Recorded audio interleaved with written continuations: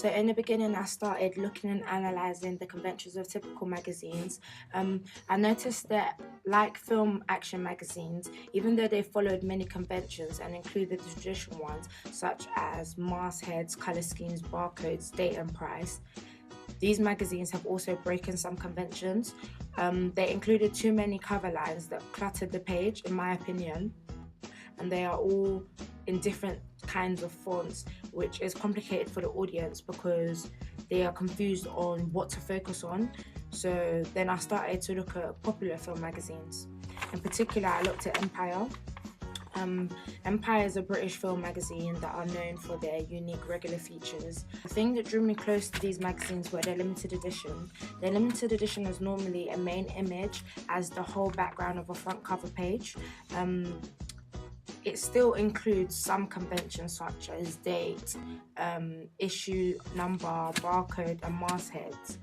However, that's all they include and the main image. I was close to using this magazine technique, but I realised that the main image that were used are normally famous people, and Charlie is a production of a independent movie production company. Therefore, the actors in it are not famous enough to have their own front cover, meaning when people do see it, or when our target audience do see them, they won't know who the actors are, or they won't know the cast members because it's a new film. Whereas things such as Jack Sparrow and Harry Potter, those characters are quite famous and iconic and easy to recognise for most people. Then I started looking at horror magazines, horror movie magazines, and in particular I looked at Horror Hound.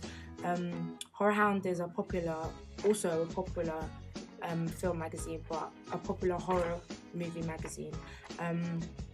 After analysing the conventions, I chose that I would use their magazine as a template for the Nightmare magazine. One main thing that inspired me about the Horror Hound was their regular feature of their cover lines being accompanied by small images.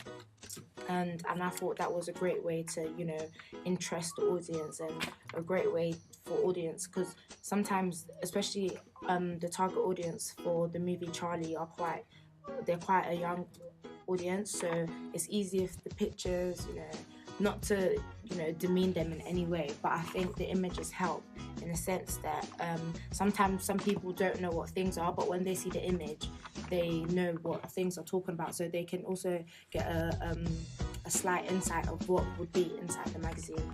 One way in which our magazine did break the convention was because our main image was of a female, and normally in film magazines the main images are mostly male, especially in action magazines.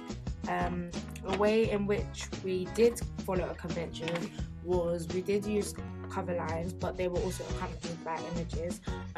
We had a masthead, we had a particular colour theme, we used our logo, we had the date, the issue number and the price and a barcode, and also our main image was of a single person, whereas in some magazines where they have broken conventions, they have like group pictures, or if not group pictures, more than one protagonist on the main cover, like on the front cover, which is, it works in some ways, but I don't think it works for a horror magazine.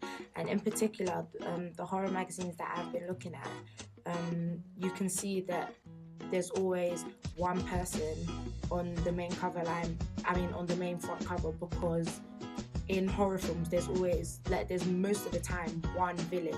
So because there's one villain, there doesn't need to be anybody else in the photograph or anybody else in the image. It should just be the villain, or maybe the main actor or the protagonist.